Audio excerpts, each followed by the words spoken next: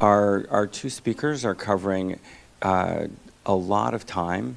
Dan Rosenberg, who's a professor at the University of Oregon Honors College, and also editor-at-large at a very interesting magazine, Cabinet,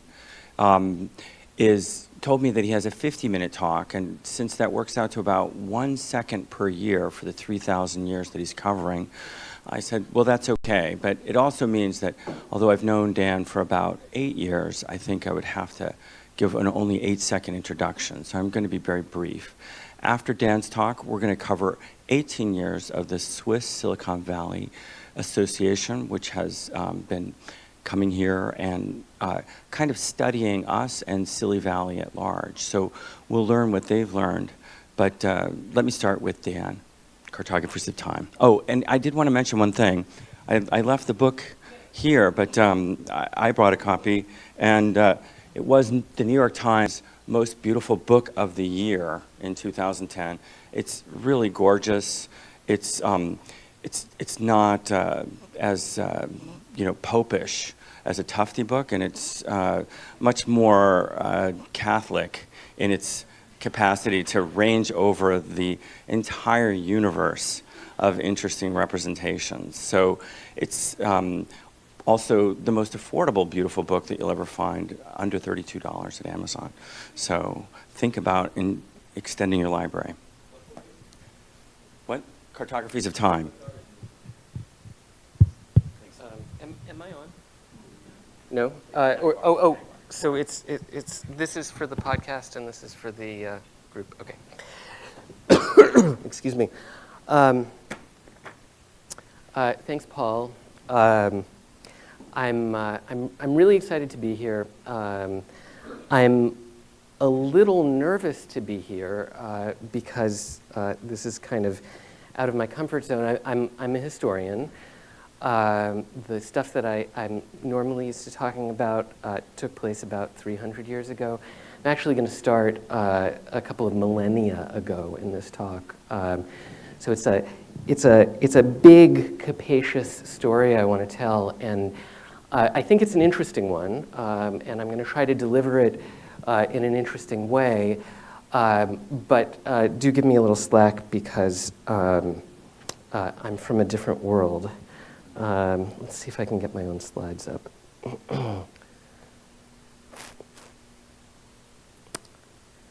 Nope, that's Firefox. Good. Okay. So I had a little bit of a debate with myself when I was figuring out what to say to you guys. As you know, my book, Cartographies of Time, Paul mentioned, is a history of timelines. It's the story of why we came as a culture to visualize history in a linear format.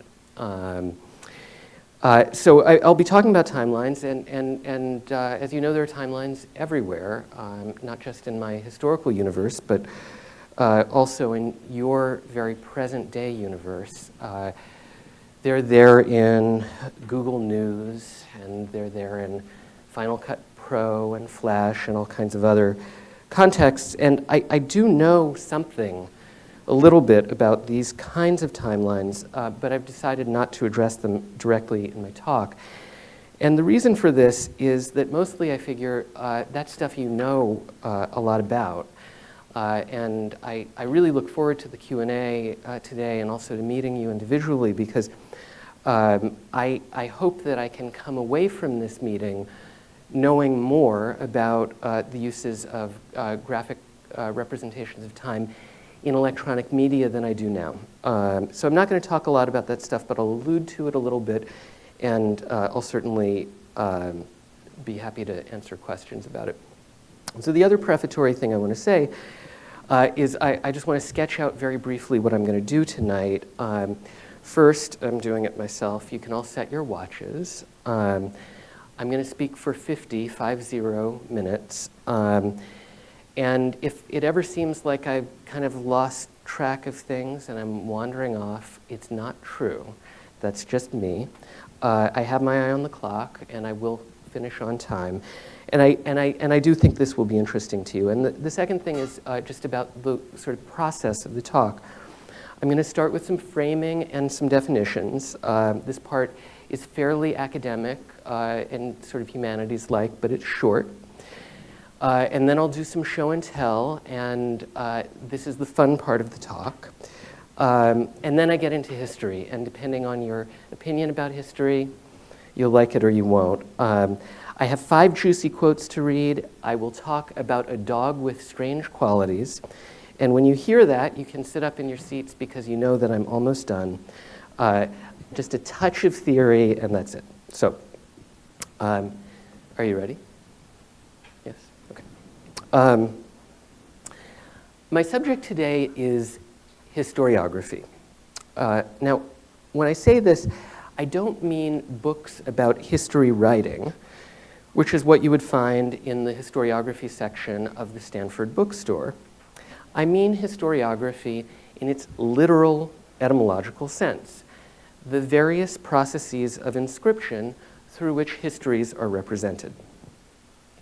My aim is to move beyond a strictly verbal and textual conception of history, which is how historians usually think about historiography. We think about books. And toward the problem of the visual, which is something that I think is much more in your world.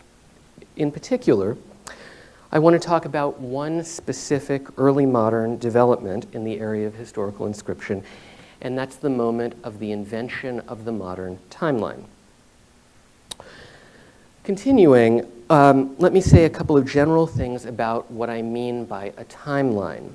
For the purposes of this discussion, a timeline is not simply a chronology, that is, a list of dates and events.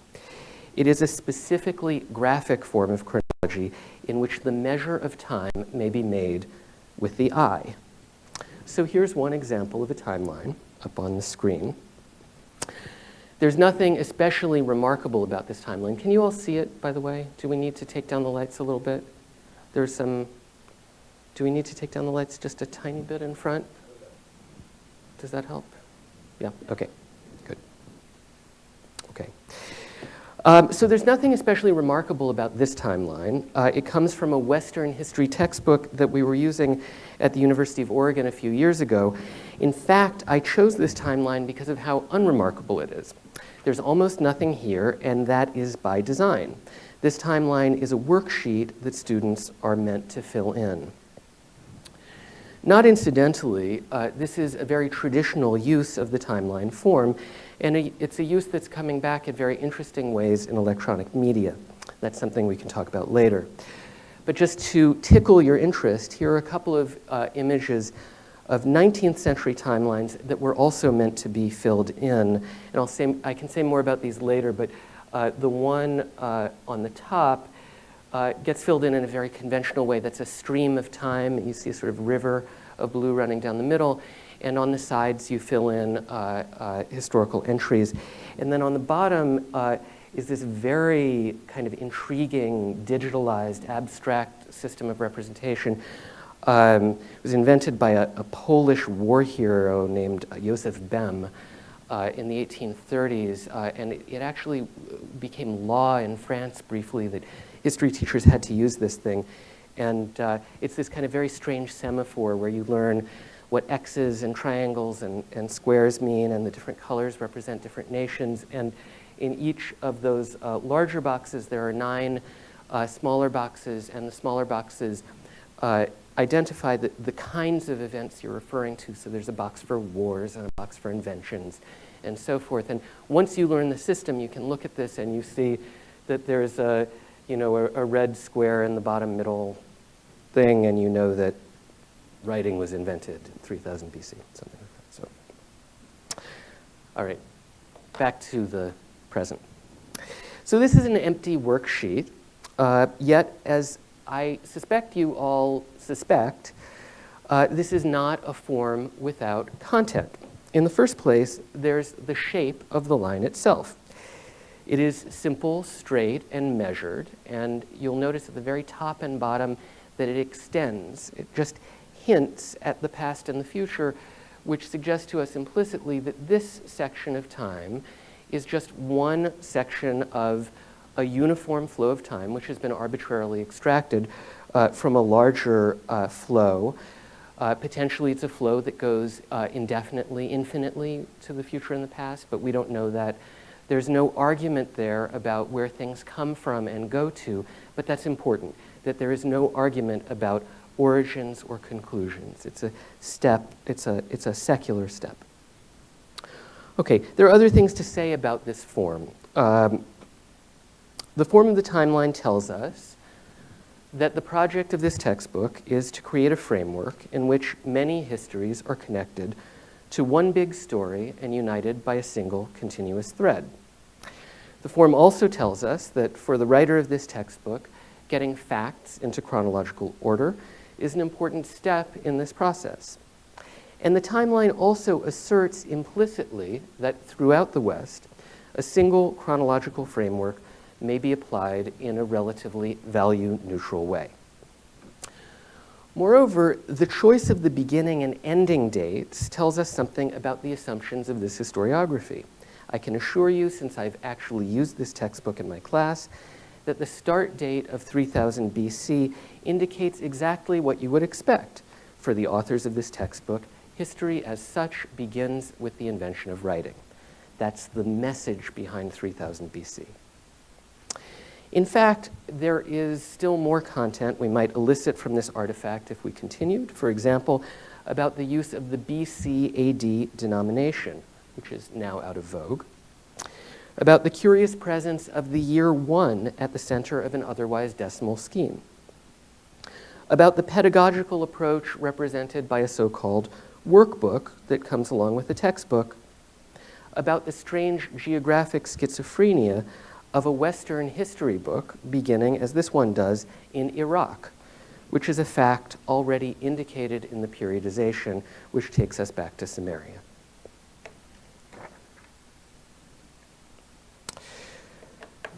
And I have lost a page. Here we go. But the main point that I want to make is that this is not an artifact without complexity, and that its apparent transparency is an effect of culture as much as of any inherent formal property. In the rest of this talk, I want to argue that the timeline is a characteristically modern artifact, and that as such, it is like second nature to us. In fact, we're surrounded by timelines, many of which we don't even notice, and not just in the context of history books, often in situations where linear chronology is at the very least a less obvious framework for interpretation and organization than it is there. So to do a little show and tell, let's see, here we are. In art museums, for example, we find timelines. But art museums are a place where organization by genre or artist or any number of other protocols might be appropriate. There, the timeline is nonetheless ubiquitous. You find it, for example, in exhibits and orientation halls, as here at the National Palace Museum in Taiwan. But look when you go to the Computer Museum tomorrow. I'm not going with you, but look for the timelines. I'm sure they're there. It's there on the websites, as here at the website of the Metropolitan Museum of Art. This is a terrific timeline of art history. It catalogs 25,000 artifacts of the 250,000 in the collection at the Met. And it's interesting to note that, in fact, timeline is a bit of a misnomer. If you use the timeline of art history on the Met site, you can actually search by name or by genre or by country, by all kinds of things in addition to by time. But the concept of a timeline was so compelling to the folks at the Met that that's what they call it, the timeline of art history, though in fact it's a multi-dimensional search engine. It's there in the gift shops, and again, here we're downstairs at the Met in New York, and what you see in that container are these things from Germany. It's called History by the Meter, and it's a yardstick that unfolds, and on it, 1 centimeter represents a decade of history, and there are historical events inscribed in it. And what I love about these things is they're very charismatic artifacts. I mean, you all know these things. They're just fun to play with and to hold. And it's very intuitive what you would do with them. You know, you pick up one of these things and you know it's a yardstick. But what's interesting to me is that you also know it's a timeline. You see the historical events inscribed in it, and though you've never seen a timeline that looks like a yardstick, it's perfectly obvious how you would use it, either to measure, which you can do, since it's measured off in centimeters, or to measure history. And the timeline is there in the art itself, and I've got a few images to show you. This is a very large version of a famous timeline, a flux chart, by the 60s and 70s Fluxus artist George Mashunas. Mashunas made a lot of timelines. He started doing them when he was in art school taking history classes, but then he kind of raised these study tools that he had used to a level of art when he started conceptualizing Fluxus. Fluxus was a movement that counterposed itself to the art establishment. So Fluxus was kind of supposed to be out of the flow of art history, and it was really an act of provocation for Mashunas to publish these timelines that put Fluxus simultaneously inside and outside of the tradition of art history. This is a wonderful 16-page layout by the Polish artist Stefan Temerson from a 1967 issue of an important graphic design magazine, and it's a timeline of the life of Kurt Schwitters. And so again, you have this kind of very interesting thing happening in the 60s and 70s where art is pointing back to itself through this technical historical mechanism. This is by the contemporary Chinese, now French artist Huang Yangping, and it's a timeline of future disasters. And what you see is an eviscerated globe with little flags indicating all of the events, apocalyptic events to come. This is by an emerging San Francisco artist, Katie Lewis, and it's a mapping of somatic experiences in the body onto time. So art is only one exemplary arena. We could look at newspapers, magazines, TV, advertising, the internet, electronic media. The timeline really is everywhere.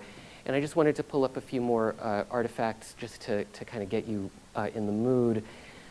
Google search timeline, and funny things get high numbers of hits. For some reason, Tucson aviation history, the timeline of Tucson aviation history, does very well in the Google rankings. There it is. I don't know why. I was in St. Mark's Books in New York, and the Dennis the Menace series, this retrospective on the cartoon, if you look at the bottom of the spines, you can see that you can keep your volumes in order by the timeline that's printed at the bottom. You just have to keep your eye out because they're really sort of hiding everywhere. I like this one. This is from the opening credits of a British television series, UK TV series, called The Kings and Queens of England, and that's the host in the opening segment, Alan Arira, flying backwards in time to present us our history. It's a wonderful timeline at the American Museum of Natural History in Manhattan. If you've had the chance to go there, you know that there's a planetarium, which is a big sphere that's enclosed in a big glass box, and you enter the sphere from the top, and you go into the planetarium show. You see it, you learn about the universe, and then you're disgorged through the bottom of this sphere. You go through something called the Big Bang Experience, narrated by Maya Angelou, and you come out a hole at the bottom of the thing, and onto a ramp. You're still about 3 stories above the floor, onto this spiral ramp, and you walk down and down and down to the floor, and on the ramp is a timeline of the history of the universe, the 13 billion years of the universe, and it's a very clever thing. It starts out with this measure where you measure your footstep. I'm 5'6" 3/4", and so my pace is about 65 million years. That's my step, and so then you walk and you measure time as you walk down the thing. The last gesture on this timeline, I think I've got it here. I don't have it here. Is at the very bottom. The the last moment in this timeline is a single strand of hair under a pane of glass.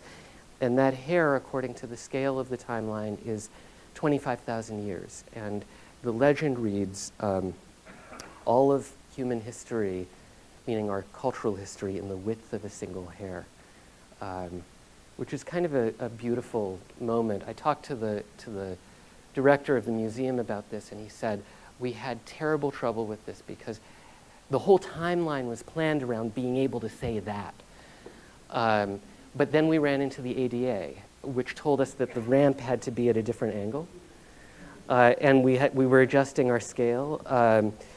But it turns out that there's a great variation in the width of human hairs. So they were able to satisfy the ADA and still be able to make that statement. In fact, sorry, one more. Back to the Future. You all know this. I just love it because, you know, these things are trippy, the time travel movies. And so you get to the moment, the phlebotinum moment, where all of the wonky scientific details have to be explained, and of course, out comes the timeline. And there it is, drawn on the board. Oh yes, XKCD, surely you know, the internet cartoonist. I love this one.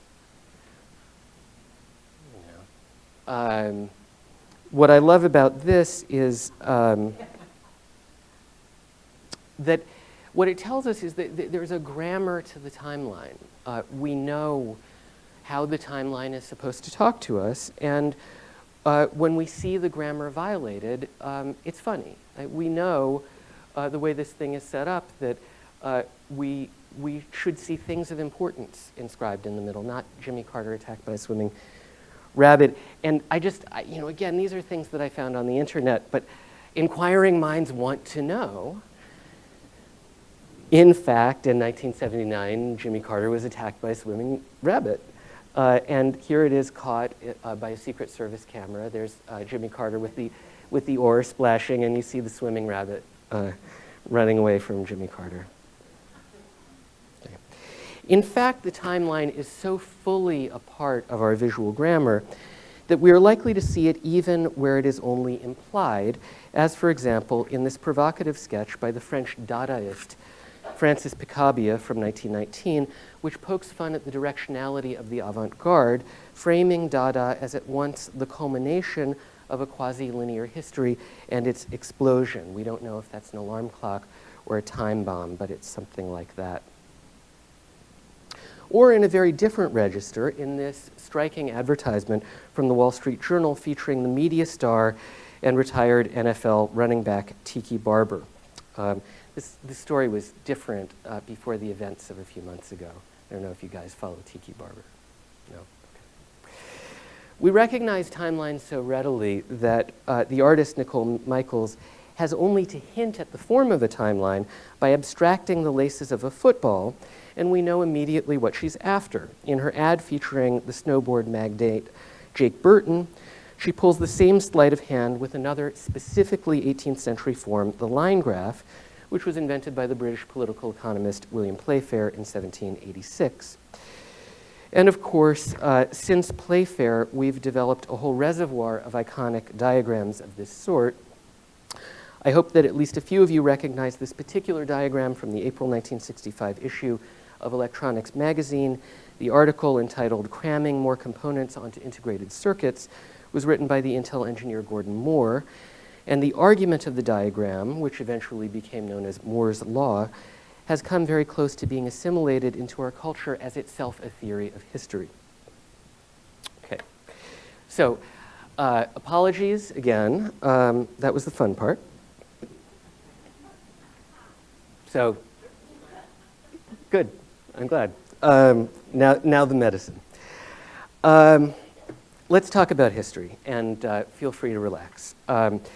My contention is that the timeline, this thing that we've been looking at in a variety of forms, is an artifact of the 18th century. Now, of course, a claim as stark as this can't possibly be true, or can't be entirely true. If we widen our view to include all visual representations of chronology, it won't be at all difficult to push our story farther back in history, in fact, way, way farther back in history.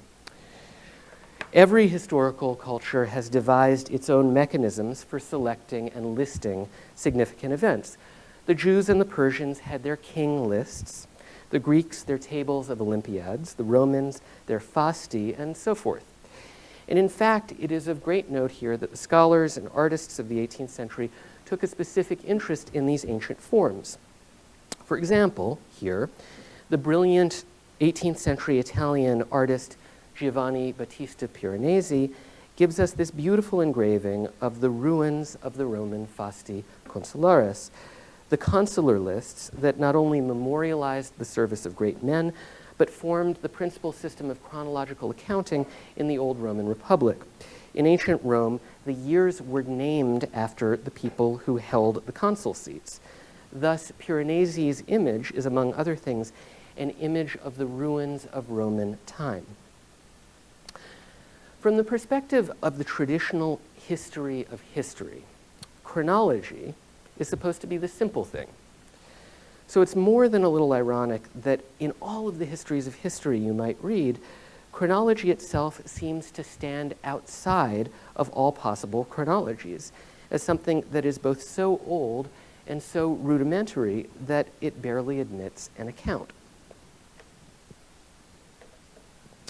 The traditional history of history traces a path from the enumerated, but not yet narrated, medieval date lists called annals, which is what you're looking at, through the narrated, but not yet narrative accounts called chronicles, to fully narrative forms of historiography that emerge finally with modernity. But it would seem that by the Middle Ages at the very latest, this is what we're looking at, we find in place not only the necessary techniques of representation, but also the temporal framework prerequisite to the timeline. And from a certain perspective, the medieval annalists were creating timelines or creating something in the general environment of what I intend. In the 10th century Annals of St. Gall from Switzerland and other similar works, the manuscript page is organized in simple and separate fields containing dates and events. The dates proceed down the left-hand column of the page year by year in a regular fashion. Events, on the other hand, appear irregularly, at least to a modern eye, and thus we get sections that read like this, and I'm reading a translation of the Latin. 712, flood everywhere. 713. 714, Pippin, mayor of the palace, died. 715, 716, 717, 718, Charles devastated the Saxon with great destruction. 719. The form is tantalizingly close to that of a timeline, and there's certainly an argument to be made that it already is one, but I think that we end up twisting our history out of shape if we end up pushing too hard in this direction. It's not difficult to see how different the concerns of these writers are from those of the creators of the modern timelines we started with. The force of the representation here is not to portray the uniformity of the flow of historical time. That's what you saw in the very first image I showed you, uniform time. But only the unity of time relative to the disunity of events in the world. In the medieval Christian worldview, history is a field in which God's hand is everywhere visible. Locating events in chronologies had mnemonic value. It also had typological value because it allowed the historian to better perceive the relationship between occurrences in the world and those that were prophesied in the Bible. History was not understood to have an internal developmental principle. Rather, it was a kind of canvas on which God's providence was expressed. The historian Hayden White argues that the old belief that held that medieval annals were nothing more than imperfect histories or incomplete histories misses the point of them entirely. To the analyst, the dates coursing down the left-hand column of the page were all important. In a sense, they were more important than the events on the right. In an image like this, we're not looking at an incomplete or an immature form of anything. Rather, we are looking at a very complete expression of a particular historiographical perspective. And I apologize, there's a little bit of historians talking to historians in here, but I will come up to the surface again. As White says, the imagination of history presented in this arrangement has no high points or low points. It is, as we might say, paratactical and endless. In other words, it's an endless list. One might say that the medieval monks were merely marking time. The great historical narrative through which they were living was, in its larger outlines, pre-given and fully known. The details, the year when Abbot X died or when King Y came to rule, whether a flood or a famine took place, were most significant in that they helped shed light on how to locate the present within a pre-given scriptural chronology. Within a historiography of this sort, events function as a way of discerning the truth of dates. So it's kind of the opposite of what we imagine. Now, this manner of employing historical chronology is not completely gone today. It's most obviously present in Christian millennialisms, but its contexts are now different, and arguably the very form of modern Christian chronographies gives the lie to their own understanding of time. In an image such as this one from 1842, we see it captures very nicely the strange modern cohabitation of millennialist and secular time. At a glance, this time chart might easily be mistaken for one of any number of other historical time charts, but on inspection it turns out to be a chart of the impending millennium. The date listed up there in the upper left-hand corner is 1843 AD, which is the year that the American minister William Miller predicted for the Second Coming. That coming never came, and 1843 became known among Miller's followers as the Great Disappointment. Out of the ashes of Millerism grew the modern-day Adventist movements with their own very intriguing time charts. You'll notice that in this one, produced by Jonathan Cummings, a former Millerite and one of the original Disappointed, the end date for the world as we know it has been pushed back to 1855. And so this happened several times in the 1840s and 50s, that the millennium kept getting pushed back a few years, and then it kept not happening. And then eventually the Adventists decided that it was better not to just put your finger on a single date. What's that? There are some who still do, certainly. For the medieval monks, as for the Millerites, the fundamental purpose of historical chronology was not to explain the intrinsic relationships among historical events, their causes and effects, but rather to locate historical events within an external eschatological framework. This, of course, explains why medieval scribes produced so many artifacts that looked so much like timelines, but why it nonetheless did not produce measured timelines of the sort we are used to today.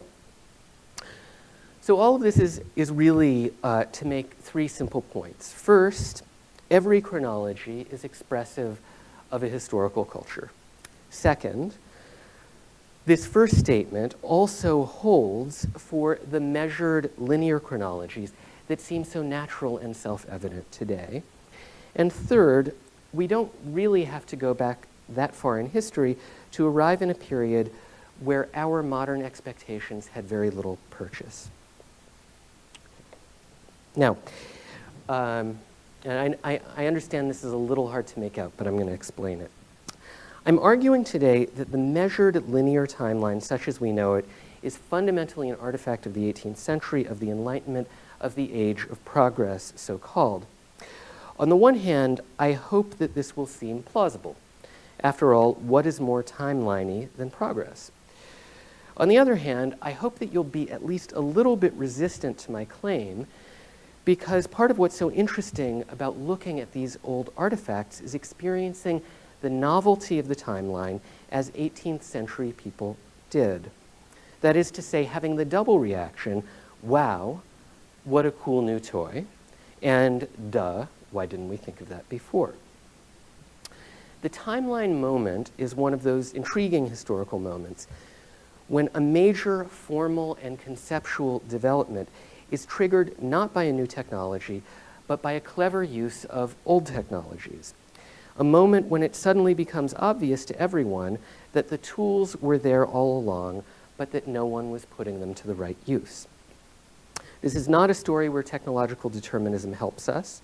At our takeoff point, all of the technical pieces necessary for making a measured linear timeline had long been in place. It's just that no one had found a reason to apply them to this use, and then suddenly, decisively, everything changed. So this is an image from what I believe to be the most influential timeline of the 18th century. In fact, one of the most influential timelines ever.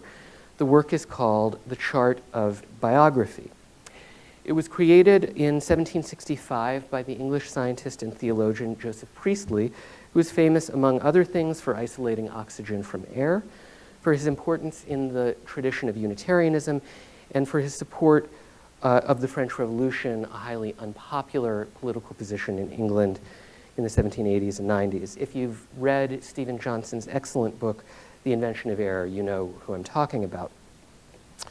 Priestley was one of the best known, and in some quarters, one of the most reviled Englishmen of his day.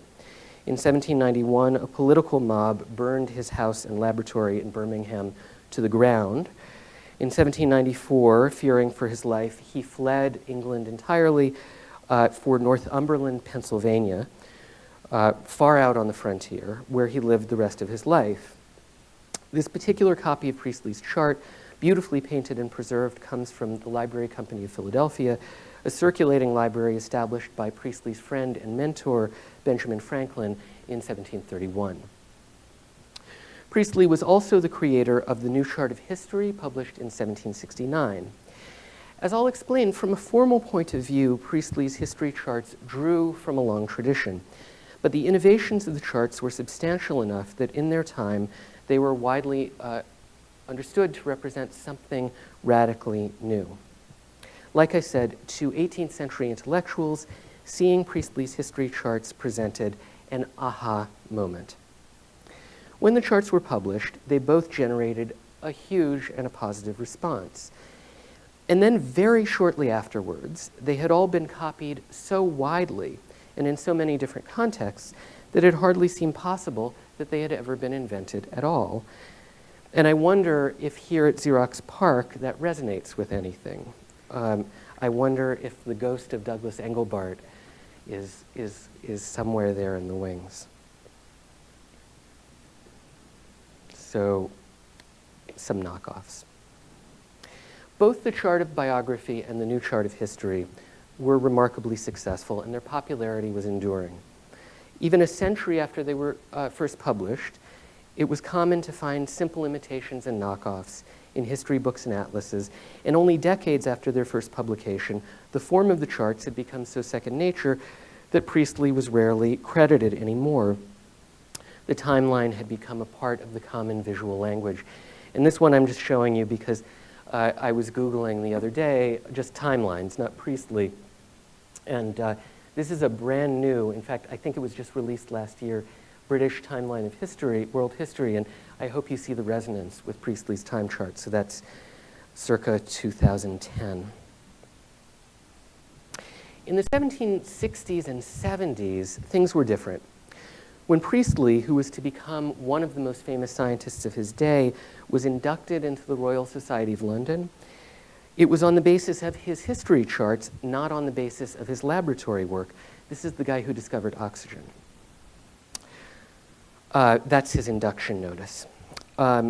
Before I go on, let me tell you a little bit about how the charts work from a technical point of view. The two charts employ an identical graphic frame that confines 3,000 regularly spaced years on a single double folio sheet. On the two charts, years run horizontally from 1200 BC to 1800 AD, just a little bit into the future, with grid lines indicating centuries and small dots marking decades. On the chart of history, the vertical axis is devoted to nations. By measuring off geography against time, this chart is meant to show, in a visually intuitive way, the rise and fall of empires, the success and failure of dynastic alliances, the results of wars and conquests, and so forth. The chart of biography is organized in a somewhat different way. The new chart of history gives its vertical axis to geography. In the chart of biography, The y-axis refers to categories of achievement. The top section of the chart is devoted to historians, antiquaries, and lawyers. Below them are the orators and critics, then the artists and poets, then mathematicians and physicians, divines and metaphysicians, and finally, at the very bottom, statesmen and warriors. So we're looking at the top chart. The chart of biography shows when important men lived, making it easy to see relationships of possible influence and interaction, and the emergence of constellations of thinkers. And as in the chart of history, we see here the rise and fall of empires, but these are empires of thought. The chart of biography is filled to varying densities, as I'm sure you notice, with solid black lines. They either begin and end cleanly, if you know birth and death dates, or they begin and end with a sequence of dots marking uncertainty, and above each line is a name. The chart of biography is really a very remarkable graphic object. Viewed at a distance, to use Priestley's analogy, it looks like so many small straws swimming on the surface of an immense river. The chart is densest at the farthest right margin, which is to say, in the most recent historical period. And this is no accident of historical record. According to Priestley, and I'll quote a couple of times now because he's such a good writer. According to Priestley, quote, "The noblest prospect is suggested by a view of the crowds of names in the divisions appropriated to the arts and sciences in the last 2 centuries. Here, all of the classes of renown, and I may add, of merit, are full. This prospect gives us a kind of security for the continual propagation and extension of knowledge, and that for the future, no more great chasms of men really eminent for knowledge will ever disfigure that part of the chart of their lives which I cannot draw or ever see drawn." In other words, in Priestley's view, the crowd of straws piled up at the right represents an actual historical phenomenon, the acceleration of the arts and sciences in his own time, and that's what he called it, acceleration. In a chart such as this, Priestley writes, "What a figure must science make?" And in a way, science takes on a figure here, and maybe for the first time. Priestley continues, "By the several void spaces between groups of great men, we have a very clear idea of the revolutions of all kinds of science from its very origins, so that the thin and void places in the chart are in fact no less instructive than the crowded. We see no void spaces in the division of statesmen, heroes, and politicians. The world hath never wanted competitors for empire and power, and least of all in those periods in which the sciences and the arts have been most neglected." So again, you get to these moments where you really want to say, go Joseph. Priestley argues that, we'll stay here for a second. Priestley argues that history, and in particular the history of ideas, may be viewed in terms of aggregates. While he in no way diminishes the importance of great historical figures, he offers an unexpected perspective on their historical role. And this is nowhere better indicated in a passage in which Priestley refers to the graphic impact of the chart. He says, "They are the lines which suggest the ideas, and they do this immediately, without the intervention of words. And what words would do but very imperfectly and in a long time, this method effects in the completest manner possible and at a single glance." So again, I hope there are resonances for some of the design people out there. Priestley admits that names must be written on the chart. He had no mechanism for hyperlinking the lines to the names. But he specifies that the names there are serving an indexical function. The chart works as a graphic representation of the shape of history without a single name being read. In Priestley's words, it is the black line under each name which is to be attended to. The names are only added because there was no other method of signifying what the lines stand for. I want to be clear, I'm not claiming that Priestley was the first person to create a graphic chronology, nor that he should be viewed as a lone genius. And it would be very ironic to see him that way, given the force of Priestley's own analysis. Priestley himself never claimed such a thing. In fact, he goes to great lengths to show how plain and traditional his works actually were. At the same time, Now we're going to get real old for a few more minutes. At the same time, Priestley's account of the earlier chronographic tradition makes quite clear where the salient differences between his work and the earlier work lie. Prior to Priestley, history charts were common. It's just that they didn't look like timelines. In fact, there had been a significant boom in time charts in the 2 centuries immediately leading up to Priestley. So the story, and I'll tell it very, very briefly, relates to 2 basic impulses in European historiography. During the Renaissance, Europeans became newly interested in non-European chronological traditions. This was not the first time in history that Europeans had become interested in other histories. During the empire of Constantine in the 4th century, Christian Europeans with access to records and information from all over the world posed the question of how non-European chronologies might be synchronized with the true chronology of the Christian Bible. Not incidentally, it was in precisely this period, and it's precisely the same people who canonized and organized the Christian Bible that we still have today. Around mid-century, mid-4th century that is, a scholar named Eusebius put together 2 relatively new inventions, new for Constantinople at any rate. The first was the table format used for scholarly rather than bureaucratic purposes. Another biblical scholar, Origen, had led the way by using tables to juxtapose passages for textual analysis.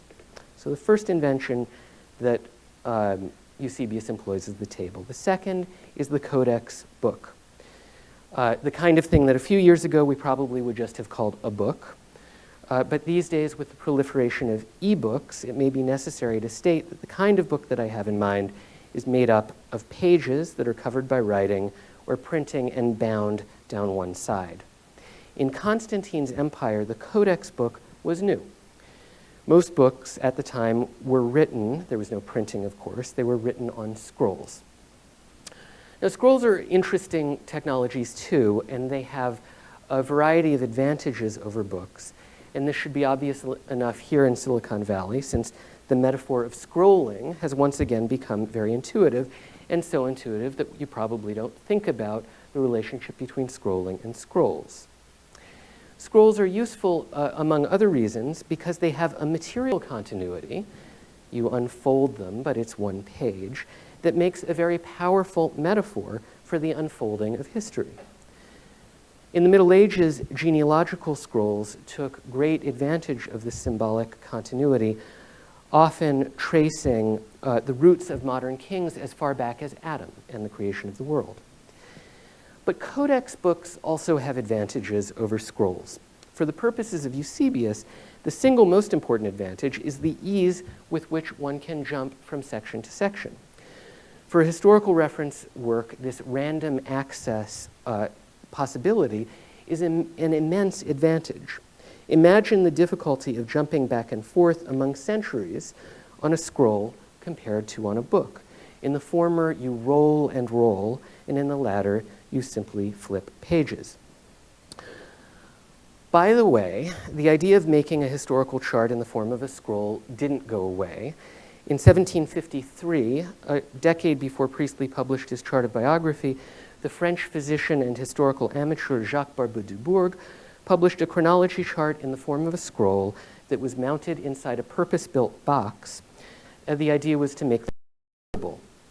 Really, this was something like an iPad in concept. It was supposed to be tactile, visual, intuitive, and portable. And like Priestley's timelines, and like the iPad, this one got a lot of attention.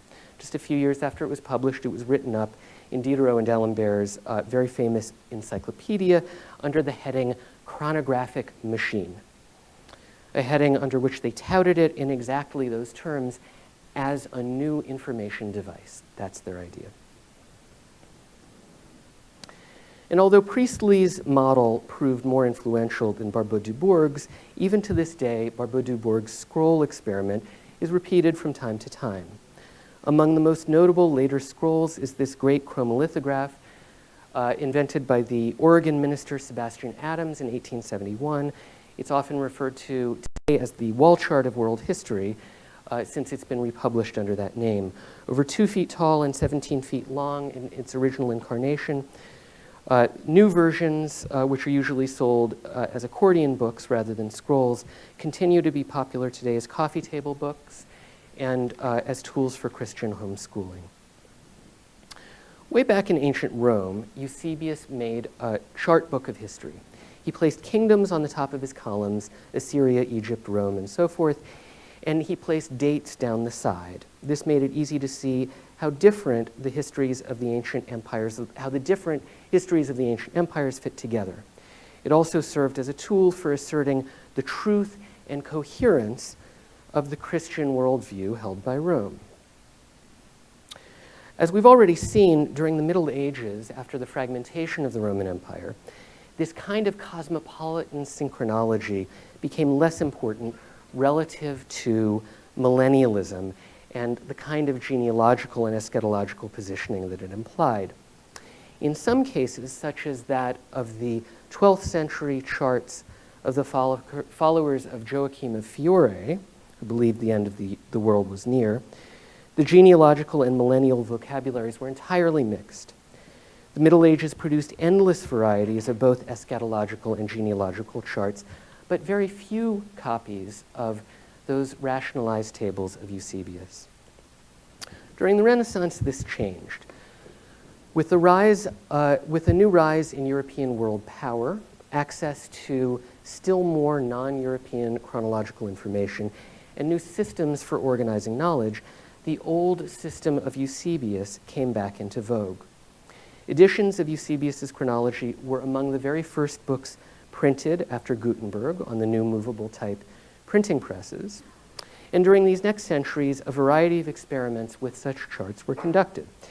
Among these, Priestley was most interested in those, such as this one, the 1609 Historical and Chronological Theater by the German writer Christoph Hellwig, that organized information in a rigid spatial scheme. Other charts, such as the 1685 View of Universal History by the dissenting minister Francis Tallents, gave as much or as little room as was necessary for an entry. And in these, you find chronological time expanding and contracting to facilitate data compression. While the chart can't be scanned spatially the way Hellwig's can, it does pack information in an impressively dense way. Parts of Hellwig, by contrast, contain empty boxes. A big waste of space, but useful if you're trying to measure time with the eye. Getting very close, listen for the dog. Though less influential, a work such as the 1633 Saturni Ephemerides by the English chronologist and biographer Henry Isaacson offers both a better read than Hellwig and a different perspective on the implications of the table. He also gives in his frontispiece a wonderfully clear indication of the centrality of the matrix form to the 17th and 18th century historical imagination. So here we have Isaacson's Allegory of History posed with a written book, So Fair a Harvest from the Seed of Empty Ruin, and of chronology with a telescope and a book of tables that looks just like his own.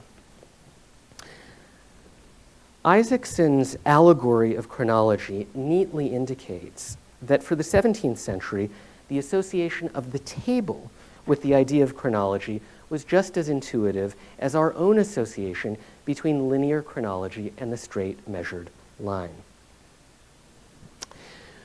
Where the works of Hellwig and Tallents Hellwig and Tallents point in different ways to the efficiency of the chronological table. But Isaacson's work highlights its surprising openness to data of different varieties. In Isaacson, we find such canonically important events as the creation of the world and the birth of Christ, slotted indifferently among such miscellany as the labors of Hercules, the introduction of cherries to Great Britain, and the appearance of a dog with strange qualities in 545 AD, and that's what you're looking at. By the way, Isaacson is just a stitch, so scanned a few of the wonderful entries in his chronology. He is corrupted by strange women. He is devoured by wild beasts. He falleth into idolatry. Priestley's innovation, so here we're at the end, Priestley's innovation is built directly on the work of these immediate predecessors, the rediscoverers of the Eusebian system. But Priestley took what was a relatively unimportant feature of these charts, their temporal regularity, and he made it the central feature of his own. Priestley's innovation was not to improve on the representational mechanism of the earlier charts, but to shift the emphasis away from the representation of particular events and toward the representation of patterns in history. Ironically, in some ways, this shift led Priestley back in the direction of the medieval annals. And here the closeness of the form of the annals to that of the timeline finally comes into focus. As our friend, the historian Hayden White, has argued, for the analyst, events are endowed with meaning by being identified as parts of an integrated whole. To put it another way, the list of dates can be seen as the signified of which the events are the signifiers. The events tell us about the chronology, not the other way around. This isn't quite the case for Priestley, but something parallel is. As in the medieval case, we can think of those little lines indicating life and death on Priestley's chart as signifiers of something else. But in contrast to the medieval chronology, here what is signified is not the unity of history in the view of God, but rather the uniformity of history, the uniformity of measured time.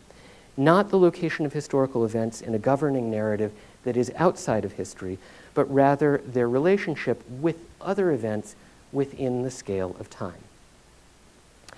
Building on the early modern tradition while adapting it in significant ways, Priestley both depicts and constitutes this uniformity.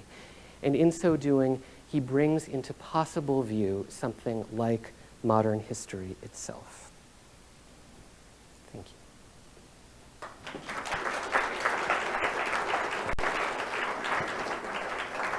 On the button.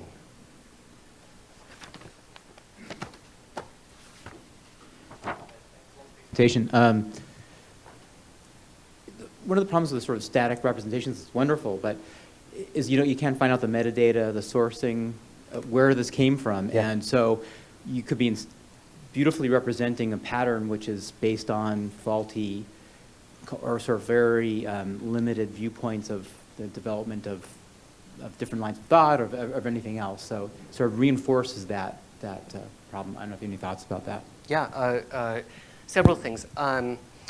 So one thing that's very important about Priestley's tables, and it's consistent among most of the chronographers, is that he doesn't claim to be a historian.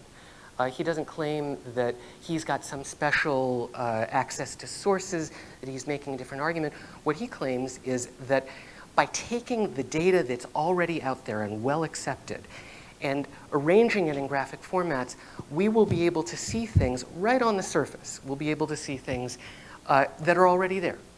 The arguments, you don't even need to make a narrative historical argument. You'll be able to see it if you plot it.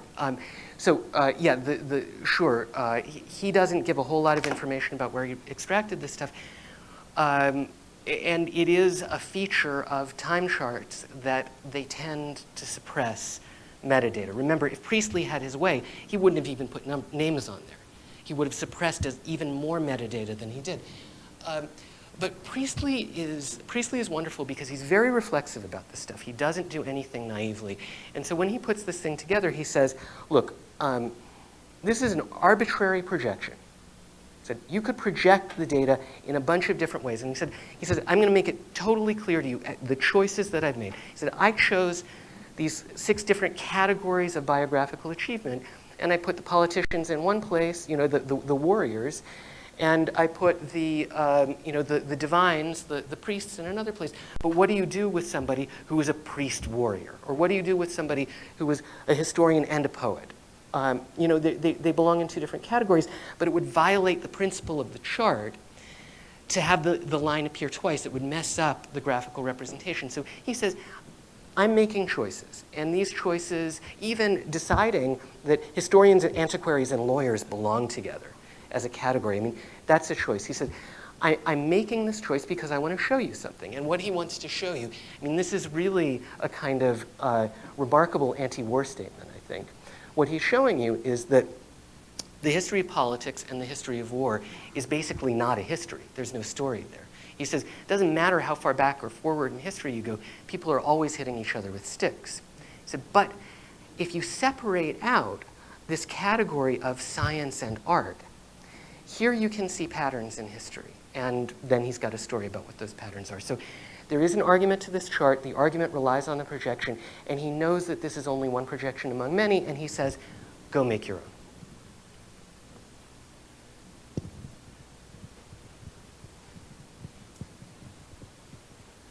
Hi.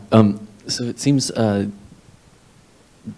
a long time in human history that these were discrete events or people, reigns that began and ended, and I think more in relation to things like computer-human interaction, all the things that are on computers for us now, online, almost have a strange sort of persistence. Mm-hmm. And I think that's because we're all kind of involved in a world of things and ideas now, whereas that wasn't available to most people, 300 years ago. I'm wondering how the timeline plays a part, 50 years from now or whatever, showing, just the persistence of thought. I mean, I go online and I see an article that looks brand new to me, mm-hmm. still is controversial, whatever, and it turns out it was written in May of 2004. Yeah. And those ideas are still present and with us. And how do you measure those things through time and their changes and stuff? Well, there's a lot to that question. The first thing I want to observe is that we're looking currently, the image you're looking at is a chart of biography.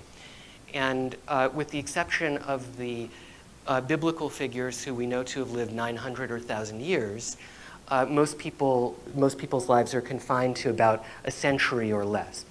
And so as a consequence, this particular chart has these very discrete, granular representations. All the lines are about the same length and they're all very short. But when you apply this same idea to things like the history of ideas, often the lines get very long, and one of the interesting things that these time charts are able to show is persistence as well as change. So I think that one answer to your question is that these time charts are actually quite good at representing a certain kind of persistence. But I think your question also operates on another level that I'm trying to get up to, which is probably about there are ideas that are sort of in the air, they haven't quite congealed, we don't have a name for something yet. How do you indicate that on a timeline? And I think that really is a challenge. It's a challenge that, the last question referred to, what would happen, what other possibilities would we have if we could animate this? If we could add some kind of life to the chart. And I think we might be able to get more at that. But don't think that this is the be-all and end-all. This is a vocabulary, and the vocabulary then gets used in a bunch of different ways. And afterwards, when we have time, I've got a computer full of images, and we can kind of brainstorm over some of them. So we have time for one last question. Maybe the Swiss guys could set up their computer while Steve's asking. Maybe a question about Switzerland to make a segue. Since the Annals of St. Gall, those medieval manuscripts, were written and are still preserved in the Swiss monastery, who I had to write to get those pictures. Switzerland, please. I don't have a question about Switzerland, but I wanted to ask you your perspective on how long representations or conventions like this tend to last. And the reason I ask the question is that the population of the civilized world today is many times what it was when this was developed. The pace of events is increased, our ability to record events is increased, and yet our record of events seems ever more ephemeral. Mm-hmm. And we lose more data than we write down these days. So how long can we expect a convention like this to last, and is there any clue about what might replace a timeline in the future, more of a big data view of events and people? Yeah, thank you. It's, again, a wonderful question. So give you a backward and a forward perspective. One thing that becomes very clear in doing this research is that the old forms don't go away. So over the course of this couple of millennia, you see the development of a variety of different graphic vocabularies for talking about, for representing history. The line, the tree, the straight line, the tree, the circle, the matrix. You know, you see all of these forms emerge, and none of them ever go away. So in our conventional modern use of media, we still use tables and trees and circles also to represent historical chronology right along with the timeline. And my claim is that for a variety of cultural historical reasons, the measured linear chronology becomes dominant in our imagination of what history is supposed to look like, but in no way gets rid of the others. To the contrary, it revalues and enlivens the others. It gives new meaning to them. So in answer to your question, I don't think the timeline is going away at all, just as the others have not gone away. And I think that when you look at electronic media, one of the very striking things is how hard designers and software engineers are working to get programs that work at least as well as Priestley's chart. We're not even there yet in the interactive stuff. We're getting there. We're close. But if you look at something like the Google News timeline, it's still very clunky. There's a whole lot of new timelining software out there. Some of it is very sophisticated.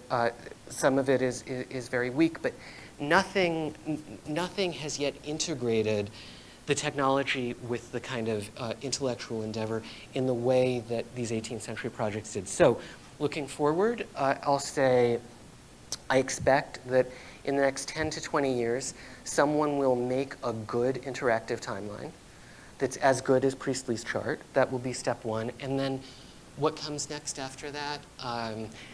That was the thing I hoped you guys would tell me.